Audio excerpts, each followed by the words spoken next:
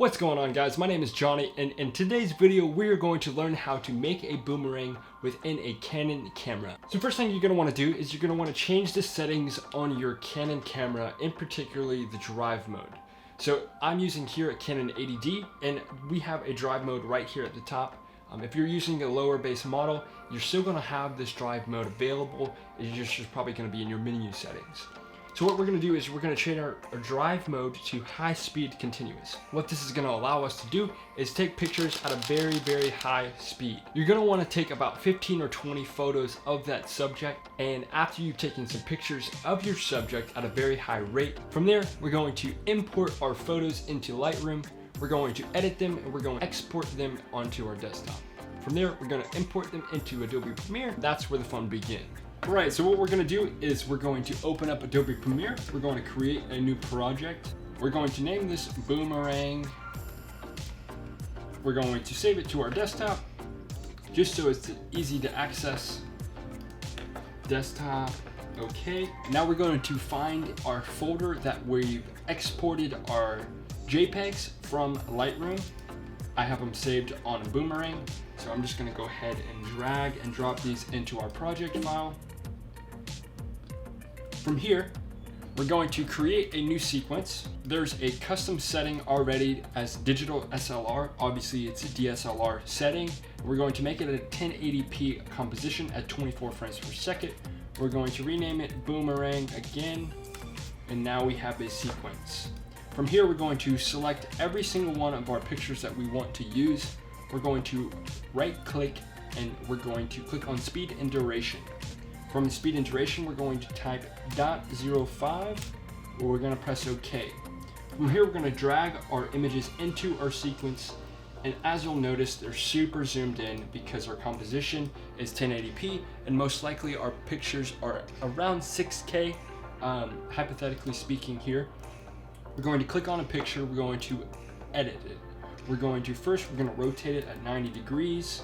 We're going to scale it down in order for it to fit our picture here, and that looks good. Our scaling is at 32 and our rotation's at 90 degrees. From here, we're going to copy our motion. We're going to select every image and we're going to paste. Now we have what it looks to be like a boomerang in progress.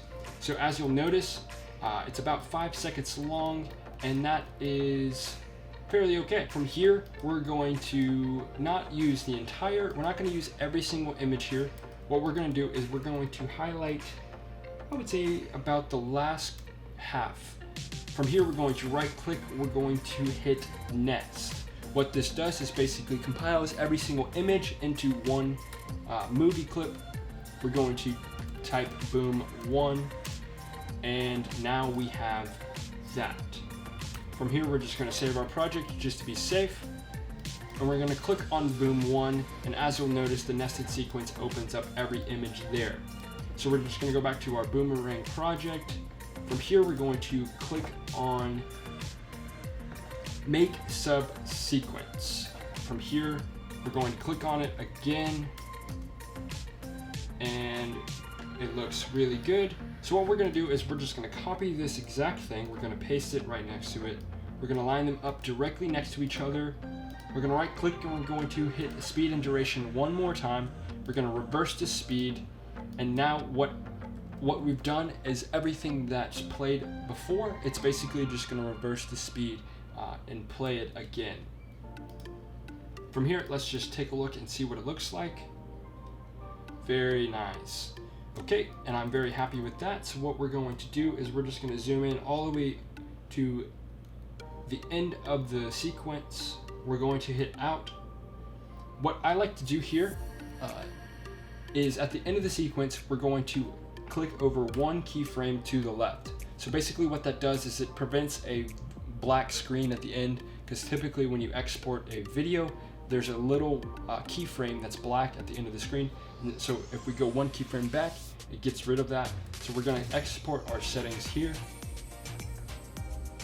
We're going to go to our preset option. We're going to go to mobile device at 1080p. We're going to rename it Boomerang for Instagram going to save it and export it. What we're gonna do now is share it. We're going to airdrop it to our mobile device. We're gonna share it to our mobile device. We're gonna open up Instagram and we're gonna swipe to the right so that we can make an Instagram story. What we're gonna do here is we're going to click on our boomerang that we previously made. And as you'll notice that it's landscape mode. We wanna make it portrait mode, so obviously you can see the entire boomerang and it's right side up. So we're just gonna rotate it and we're going to scale it up for you to be able to see it on the Instagram story.